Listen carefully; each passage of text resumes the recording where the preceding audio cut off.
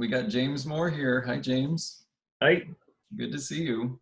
We, you too, Peter. our audiences and our friends have just had a really wonderful look at Waiting at the Station, and we're going to talk about it in a little more detail. But first thing first, we're all in our homes. We're under a stay-at-home order still here in Washington State, which we recognize and support completely. But life has been so very different. Tell us how you've been dealing with this.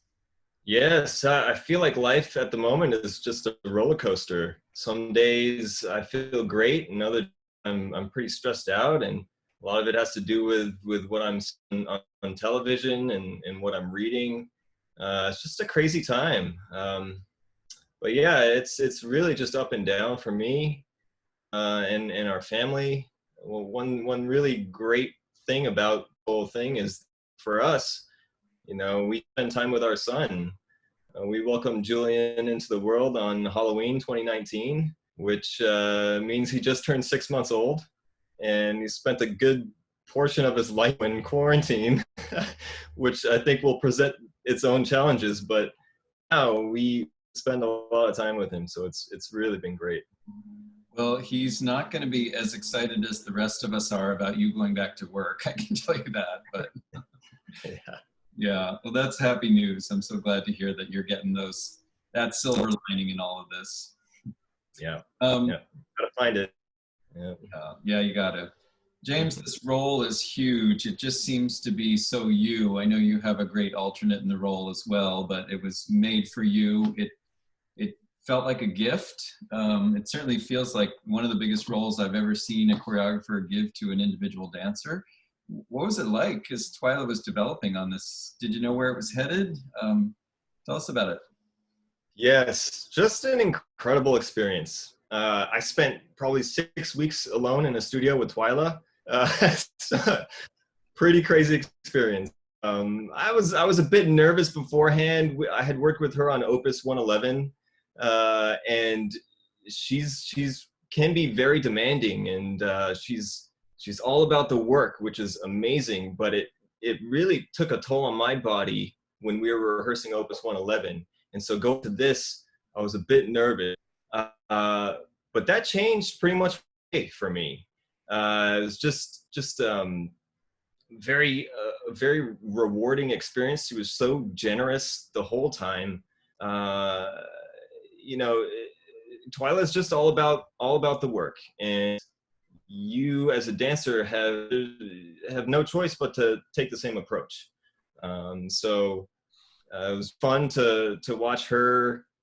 She's not a choreographer that just sits down and works out orders. She's up and moving and grooving, and yeah, it was a fun experience. I'll always remember. Yeah, I was going to bring that up. I mean, she says this not in the studio, but it's true that she is the first one in the morning, and she's the last one to leave at night. And she also, she's considerably older than you, and yet I think she demonstrated every step with great alacrity and clarity and insight. And I mean, she's moving. She really is. Yeah, she is.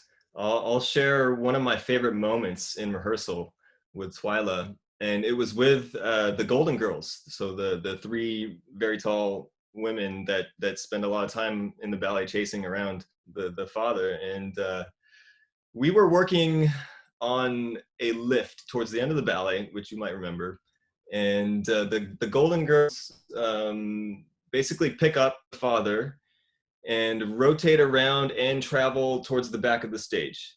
And we were trying to figure this out for quite a while, and it wasn't working. And it was a pretty complicated sort of procedure, and where the legs go and the arms and who's grabbing where and all that. And Twyla finally I lost her patience and got fed up and decided to show what was possible. And so she right in there and almost single-handedly started lifting me off the ground. And we were shocked. We were shocked. She's got an incredible amount of strength for someone of her age, and we were super impressed. Needless to say, we got the lift pretty much right after that because there was no excuse. That's the thing with Twyla. There's no excuse because she can do it, and she does it so well.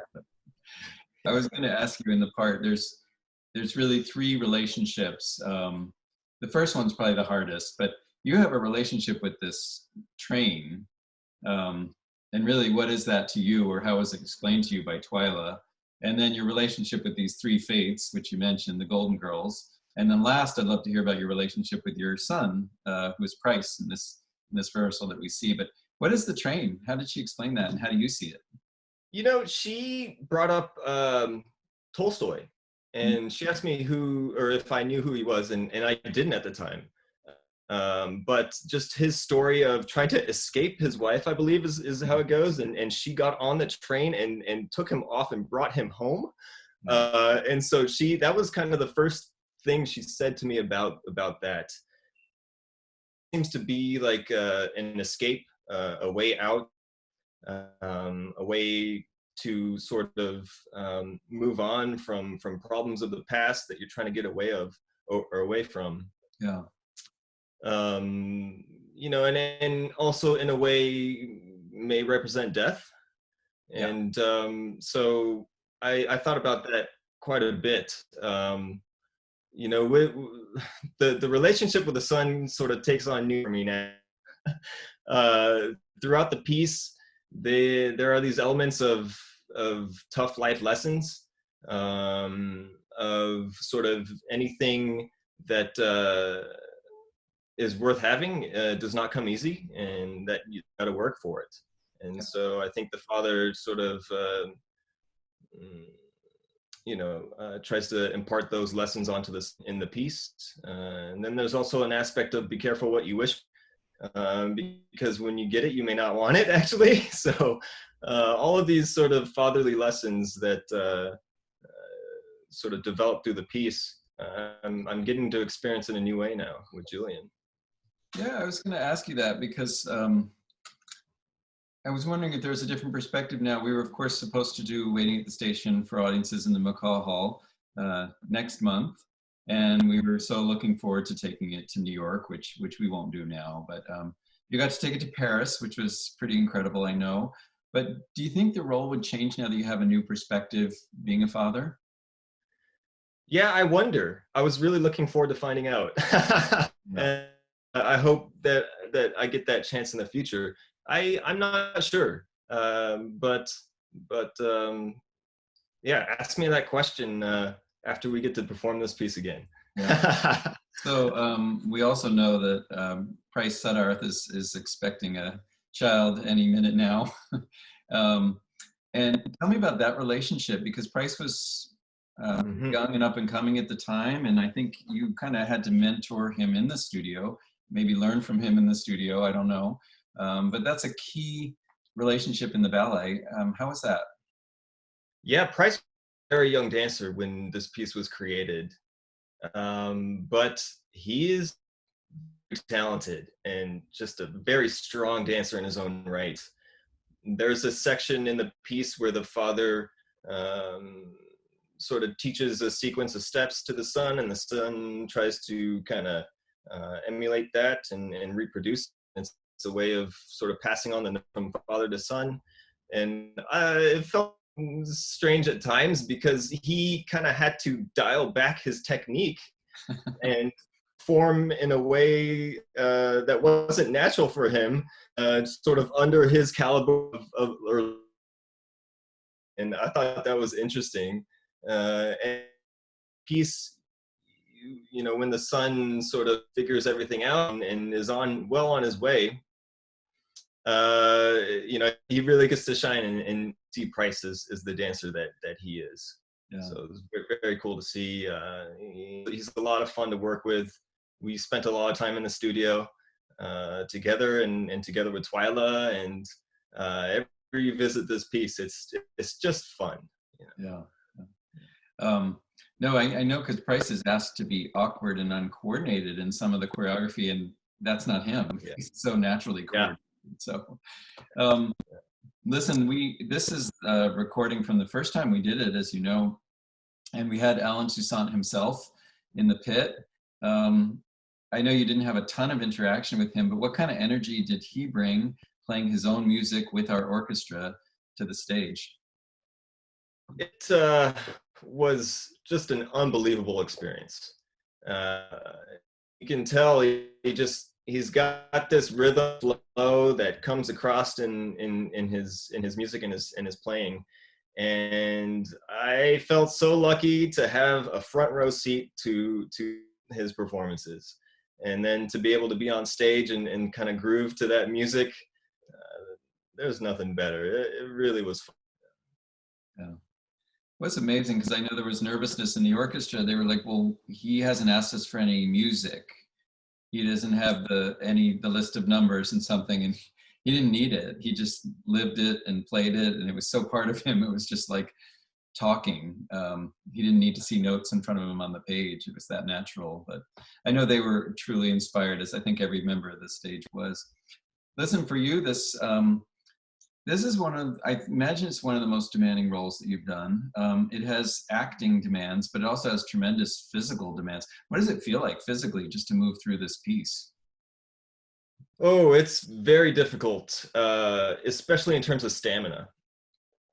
Um, Interestingly, probably one of the least stressful ballets for me to perform, Huh. because it feels so natural. Yeah, you just get to groove to this amazing music, Yeah. and I think that's saying something, that it's not stressful because of how difficult it is. Early on in the process, Twyla comes to me and she says, "Okay, you're in like 3 or 4, and I think I don't know, is there like 8 or 9 sections total in the ballet, Yeah. something like that." And I'm like, "Okay, great. So I'll have time to space it out and be able to catch my breath in between." And then the next day, she's like, "Okay, you're going to be in this section too." And then a couple days later, you're like, "Oh, you're in this section too." Like, okay, so I'm in 1, 2, 3, 4, 6, 7, and it just kept going on like that. And you know, it's kind of one of those things where you go off stage and you turn around and you come right back out, and so it's hard to kind of catch your breath.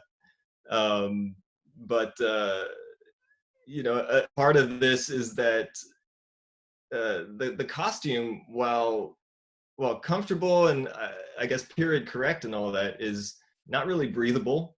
Uh, Um, and I'm a dancer that is notorious for sweating a lot. Just ask the costume shop. yeah. And there's a jacket and there's a hat and the shirt is thick and the pants are not stretchy at all. And you know, kind of a secret, I have to wear hose in order to keep the pants from riding up.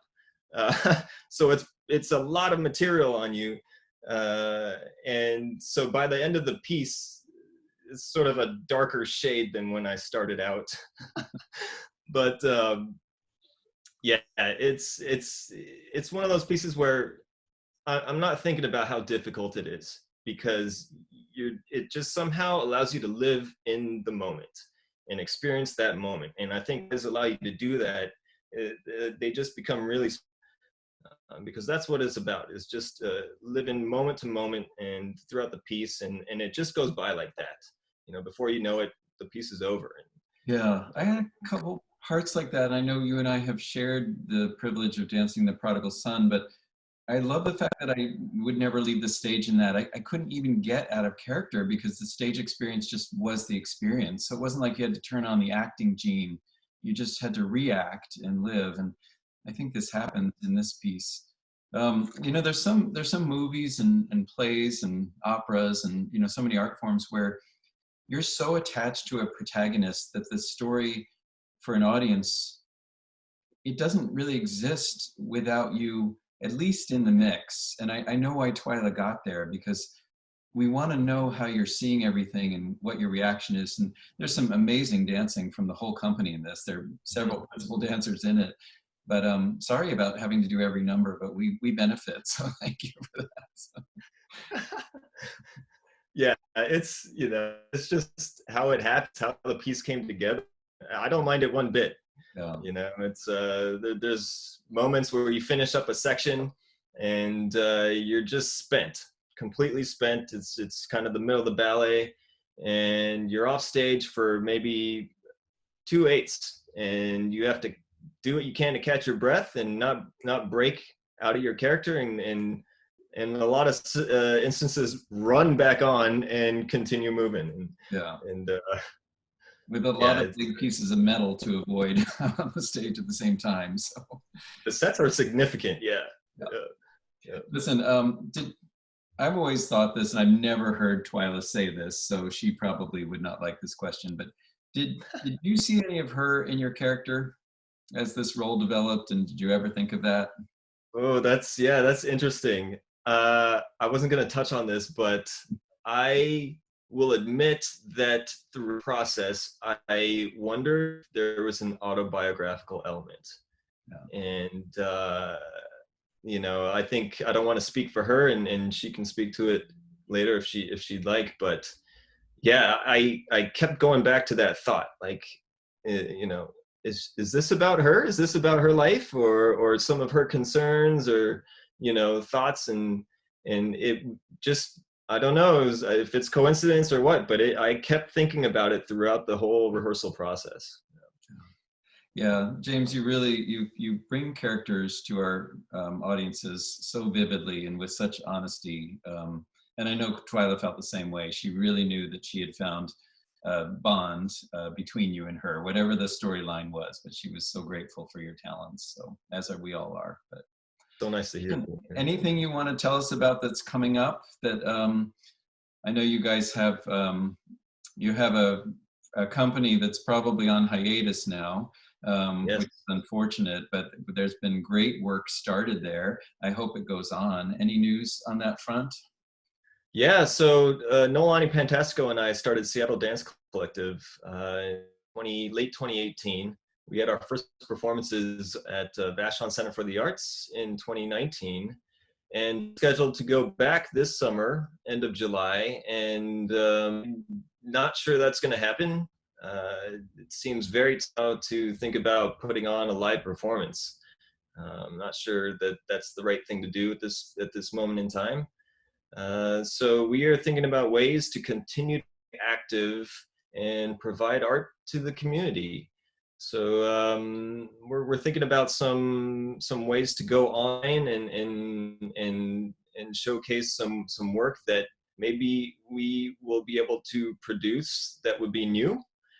So we're really looking into that, and hopefully something will come of that. So stay tuned. But we are very grateful to PNB and you and Ellen Walker for the amount that we've received. It's just been tremendous, and so we thank you for that.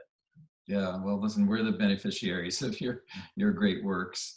I understand leading up to this rehearsal, there was sort of an extraordinary circumstance that night. Do you want to tell us a little bit about what happened this evening? Yeah, so before dress rehearsal, I decided to come home to kind of rest a bit, just like an hour or so, and then return to the theater. Well, it turns out that in the time I was home, there was a pretty severe crash in the Battery Street Tunnel in Seattle, and they closed Highway 99 down completely. And so I see this when I'm looking at times to come back to the theater. I'm like, oh my God, this is really bad. So I get in my car and I head out. Turns out I end up spending about 2 to 2.5 hours in traffic, which was completely bumper to bumper.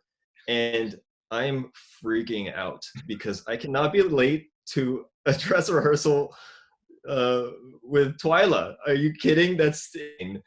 And so I'm sweating for 2 hours. I'm thinking of all these different scenarios, how I'm going to explain this. I'm talking to Andy, our stage manager, like, what am I going to do? What are we going to do? From what I remember, they moved the other piece. So station was supposed to be first, but then, so they did the other piece. I can't remember exactly what it was. And then when we were going to do station, I ended up parking somewhere in Seattle and running to the theater, and all the while on the phone with C. And I run in, I put my costume on. I don't think I did makeup, and I just walked on stage. But Twyla was just so understanding. I was really worried with her reaction. she was super gracious and was just worried about me not getting injured. And so that was just really nice and made me just want to do the best I could to make her proud. It's so funny you tell that story because I have obviously completely blocked that out of my memory. It probably wasn't a good memory. Just, it's not there. So, well, I'm glad you made it, and that sort of and lends a lot of perspective to this filming. So, thank you for that. Yeah. Listen, any final words for our audiences, our friends and fans that know you well and aren't seeing you on stage these days? Yeah, well, specifically about waiting at the station, I feel that this is a great work by a legendary American choreographer that has just been seen way too little by people, and I hope that we have the chance to, and you know, and through this online experience, provide people with a chance to view this piece, because it's really a nice work that a lot of people haven't seen. And then in terms of what we're going through, I think it's a nice moment for us to take a step back and reassess our lives and find the beauty in the world and in each other, and try to find some solutions to a lot of the problems that we're facing. And I think that this crisis highlights a lot of those issues, and hopefully we'll come together as a nation and as the world, and be able to move forward together. James, your words, just like your dancing, inspire. So thank you for talking with us. Yeah. See you soon. Thank you, Peter.